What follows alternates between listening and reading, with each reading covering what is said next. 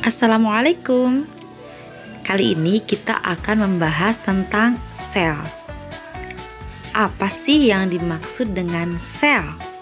Sel adalah unit terkecil penyusun makhluk hidup yang terbagi menjadi dua macam, yaitu ada sel prokariotik dan ada sel eukariotik.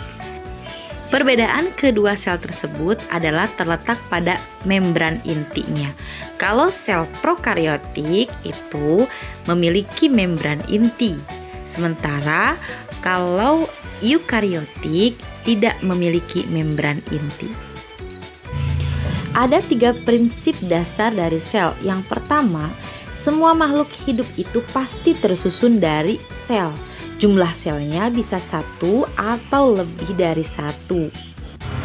Prinsip kedua, sel itu adalah unit dasar dari struktur dan fungsi makhluk hidup. Artinya setiap makhluk hidup itu penyusun dasarnya adalah sel. Prinsip ketiga, sel dapat membelah sehingga sel yang ada itu merupakan hasil penggandaan atau hasil pembelahan dari sel yang ada sebelumnya. Mudahnya untuk memahami prinsip ketiga ini, kita menganalogikannya dengan proses perkembangan manusia gitu ya, dalam rahim ibu. Jadi asalnya ada satu sel, yaitu sel embrio. Nah, sel embrio ini akan membelah dan terus membelah sampai dia membentuk sel-sel lain yang akan membentuk jaringan.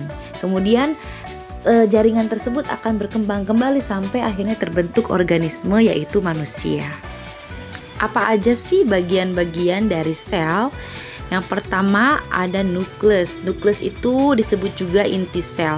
Fungsinya sebagai tempat terjadinya replikasi serta sebagai tempat mengendalikan proses metabolisme dalam sel dan menyimpan informasi genetik.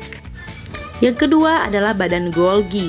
Fungsinya untuk membentuk vesikula, kemudian membentuk membran plasma dan lisosom serta memproses protein. Yang ketiga adalah ribosom. Fungsinya sebagai tempat untuk berlangsungnya proses sintesis protein. Yang keempat adalah retikulum endoplasma. Fungsinya sebagai alat transportasi zat pada sel. Yang kelima adalah lisosom. Fungsinya adalah sebagai tempat terjadinya endositosis. Apa sih endositosis?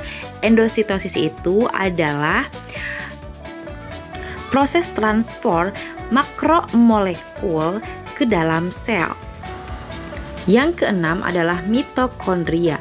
Fungsinya sebagai penghasil energi dan sebagai tempat terjadinya respirasi sel. Yang ketujuh, membran sel. Fungsinya sebagai pelindung sel, penerima rangsangan dari luar, dan sebagai pengatur keluar masuknya zat ke dalam sel. Kedelapan adalah sitoplasma. Fungsinya untuk menghasilkan bahan kimia dan sebagai tempat berlangsungnya metabolisme sel. Yang kesembilan adalah dinding sel, berfungsi sebagai pelindung serta pendukung sel dalam memberi bentuk dan struktur pada sel. Berikut adalah gambaran untuk sel hewan dan sel tumbuhan. Silakan kamu amati ya.